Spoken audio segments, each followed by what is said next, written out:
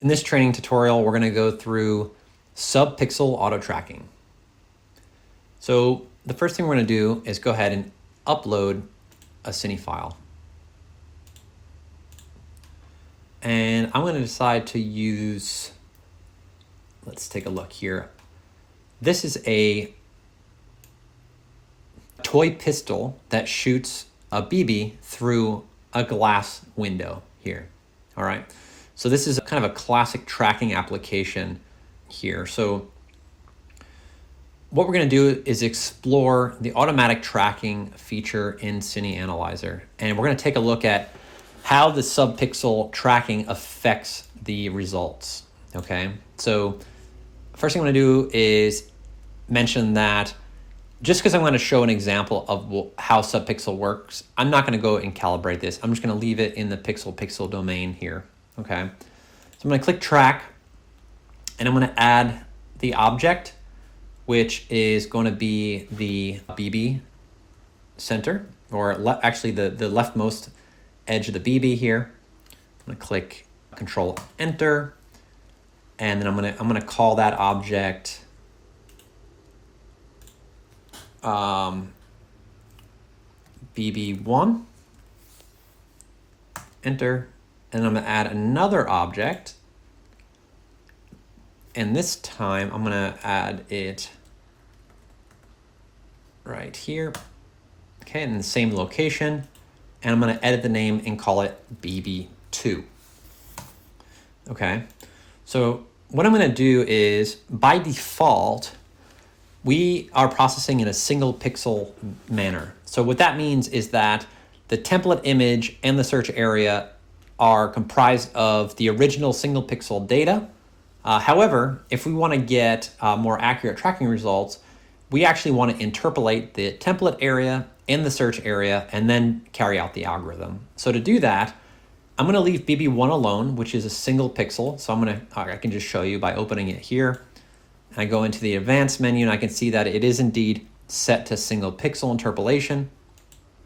But now I'm going to go to BB2, right click on it, open the auto track dialog, and now I'm going to go and, in a very dramatic fashion, I'm going to do 1/10 of a pixel. Okay, and again, what that's going to do is divide up the template image in the search area. It's going to upsample that area 10 times in each direction. So we get a much bigger template image and search area, so it's going to take longer to process. And we also can choose the type of algorithm, the interpolation algorithm, used to break up those two areas.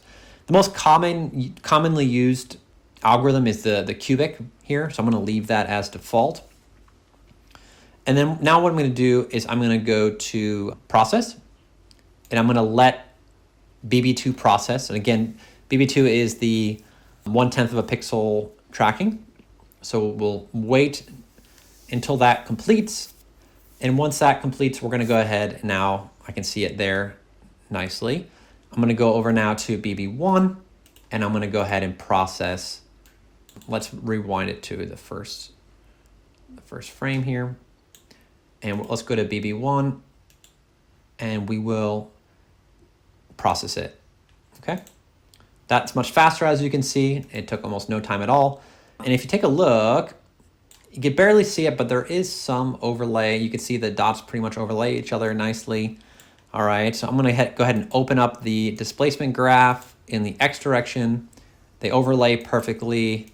The Y direction, you're going to start to see, because you have very little motion of the BB in the Y direction, all right, you're going to go ahead and see those step changes in the single pixel, right? So you can see that big step it makes as time goes. And what that does is, when you take a derivative of that to get velocity or acceleration, that's going to look really funky and inaccurate, which is really why we use the subpixel algorithm, right? So let's go ahead now and look at our speed.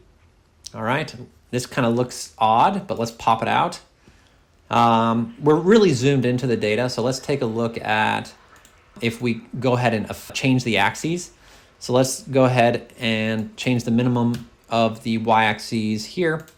All right, and let's move it down a hair here. So let's go to 8. So here we have 0 on the y-axis, which is your speed. And then up here, we have our speed of both systems here. So you can see you get a pretty clean line when you really zoom out. But really the interesting stuff is when you zoom in. So let's look at X first, all right? So take a look. If we really zoom into the data, that red is BB1. You can see you have these big step changes, right? Here, all right? So it's essentially dancing from pixel to pixel here. However, if you use the 1/10 of a pixel here, you get a less noise in your tracking data here, and you get a nicer track, okay? And if we look at Y, it's going to look even more dramatic, right? So we have basically a bouncing up and down in between these pixel bounds here. So this is a really nice way to see how Subpixel affects your tracking data.